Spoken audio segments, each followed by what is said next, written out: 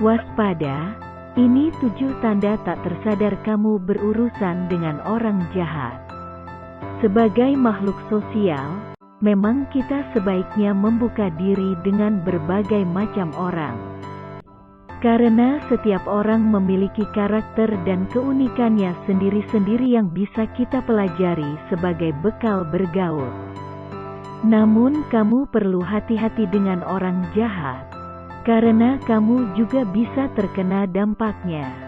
Berdasarkan riset IDN Times, inilah 7 tanda bahwa kamu sedang berurusan dengan orang jahat. 1. Dia menikmati melihat orang lain tersiksa dan menunjukkan kesadisan. Dia menertawakan orang berkebutuhan khusus, orang yang mengalami musibah, kecelakaan ataupun orang yang gagal mencapai sesuatu yang diinginkan.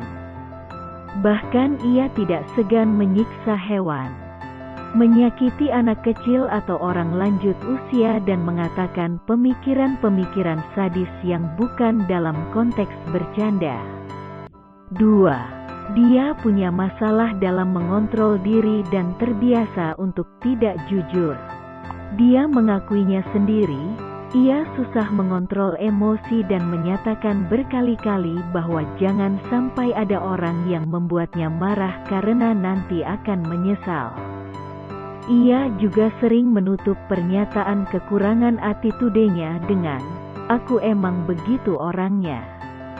Emosinya sangat meledak ketika orang mengecewakannya, tapi ia merasa santai mengecewakan orang lain. Sementara itu, ia sangat suka menipu dan mengarang cerita yang dinyatakan sebagai fakta. 3. Kamu merasa aneh berada dekat dengannya dan kamu merasa hidupmu mulai kehilangan arah karena dirinya. Hampir semua pandangan dan pemikirannya akan membuatmu mengernyitkan dahi karena heran. Dia akan mengungkapkan apa yang ia pahami dan sering memaksakan orang lain untuk menyetujuinya. Ia hampir tidak pernah membuka diskusi, tapi lebih pada percakapan satu arah yang sering ditutup dengan, "Ngerti gak?" atau "Setuju kan?" 4. Dia sering tidak bertanggung jawab, sering membingungkan dan sering membuat konflik. Dia seakan tidak mengenal batasan dan sama sekali susah untuk mengikuti peraturan, bahkan yang paling sederhana. Dia menggampangkan pelanggaran dan meremehkan risiko, tapi sering lari dari konsekuensi atas tindakannya sendiri. Dia merasa itu perlu dimaklumi dan menganggap orang lain tidak cukup wolf kalau mempermasalahkannya. 5. Dia suka merendahkanmu dan orang lain. Dia merasa bahwa dirinya yang paling baik dan paling tahu.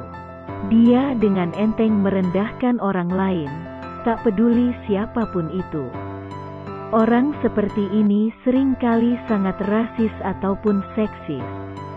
Dia akan membesar-besarkan pengalamannya, kenalannya dan sosoknya sendiri, sementara itu akan memalingkan diri ketika ada orang lain yang punya cerita lebih hebat dari dirinya. 6. Dia suka memanipulasi dan punya sosok-sosok yang berbeda jauh di hadapan orang yang berbeda. Bisa jadi dia memiliki kehidupan profesional di mana ia sangat menjaga image dan attitude-nya. Bahkan punya karakter yang dikenal manis atau santun. Namun kalau kamu mengenal dekat sosok gelap di balik image yang orang lain tahu tersebut, percayalah, itu bukan hal spesial yang indah buatmu. Bisa jadi kamu akan dibujuk rayu bahwa cuma kamu yang ia percaya untuk mengetahui sisi gelapnya.